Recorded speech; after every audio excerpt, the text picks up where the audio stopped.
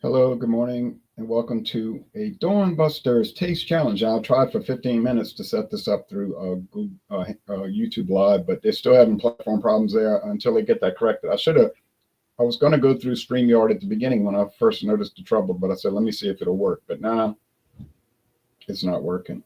So I have two 80 proof Kentucky bourbons. This is G&W private stock. You notice I've been showing this one lately. Kentucky Sour Mash Bourbon Whiskey. It's a selected whiskey, meaning it's a private bottling. It's produced by somebody in Kentucky. We don't know who. And it's bottled in New Jersey by Laird Company, introduced in 1933. Okay.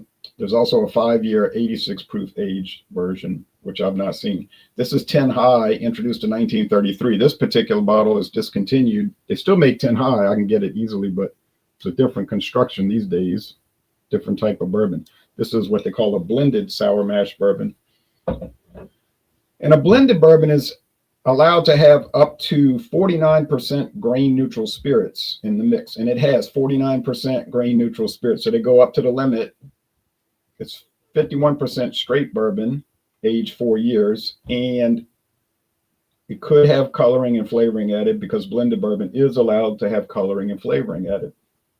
Straight bourbon cannot legally have that.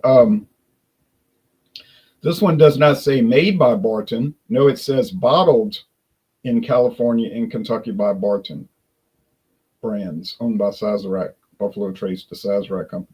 So I don't know who's making it. They might have bought this on auction. So both of these are probably sourced. Now, you say, well, why would Sazerac source their own whiskey? I don't know. You know, why would they source their whiskey when they make whiskey? I don't know why, but maybe that's why it was $9.99. Okay, that was a regular price. This was $8 on a super special. So yeah. All right. So okay, that's the G&W. So the appearance, yeah, it's about the same, but the G&W is starting to get very. Now this one stayed clear. The 10 High. But I notice as I get lower and lower in the G&W bottle, it's getting hazy. And I think what I've noticed, well, I know what, no, I don't think, I know what I've noticed over the years with these straight bourbons, when you pour the first 5, 6, 7 pours, it'll be clear, crystal clear. But then you'll notice over time, it'll start to have sediment. There's only so much filtering they can do, I guess. And I suppose, and I think the sediment is going down toward the bottom. It's heavier than the liquid. So it becomes more and more cloudy and like a dirty martini. And I think by the time I get to the bottom, 15, 20% of the bottle is going to really be hazy. Crazy, huh? So yeah, I got to feed this through StreamYard until further notice. If the I didn't think it was my system, and it wasn't. It's coming through their end, and until they clear that up. They have had problems in the past with that. And which, you know, I can't control it. Anyway, because I don't run the system. It smells very standard. This one has a little bit more, that smells standard and a little bland. And this one has a little more action going on with it, I guess you could call it. Maybe a little more character or something like that. Okay, which is making me think it's the straight bourbon. But let's go with the taste and we'll find out. Or I'll find out and you'll watch and find out.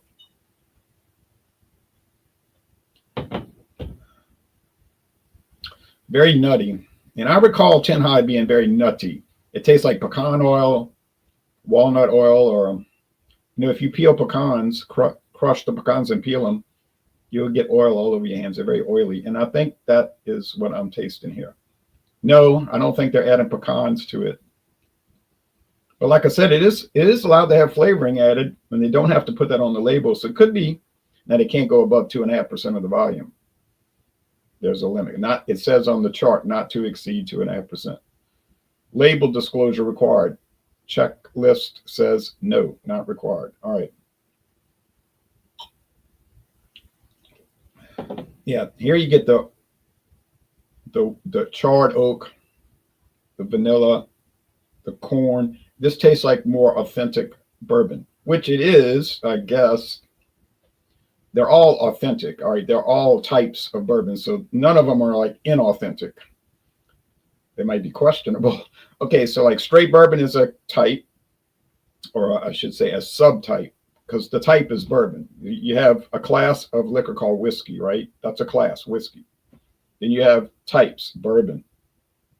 But there's subtypes. If you look on the chart, there's subtypes. Straight bourbon, just bourbon. And then you've got straight bourbon, subtype, bourbon, a blend of straight bourbons. And then it goes down and there's even more complicated ones. Oh, bottle and bond bourbon is another. Even more rigid type of straight bourbon. So they're all authentic. Legally, they're allowed. Whether you think that's good or bad, that's different. That's an opinion. But the fact is there are different subtypes. And they would all be legally considered bourbon. Naturally, I'm not going to pretend that blended bourbon is going to be at the same grade level as bottled and bond. I think we all know that. But really, it's not that much cheaper. You can get a regular bottle, or you used to be able to get a regular bottle of bottle and bond Evan Williams for a pretty low price, for a $7.50. Now that's gone up.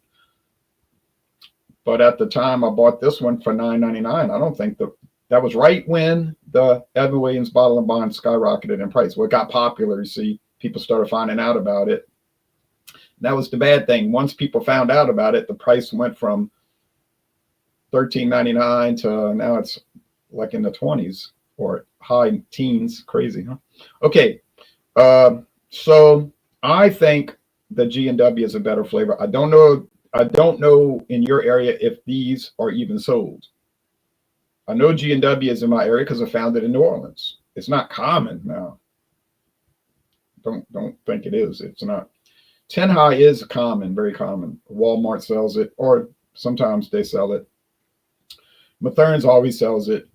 Most of these convenience stores around here, if they have liquor, they'll sell 10 High, usually in a half-size bottle or even a 200 milliliter plastic thing. So it's common. It's a common thing, especially that big plastic handle bottles.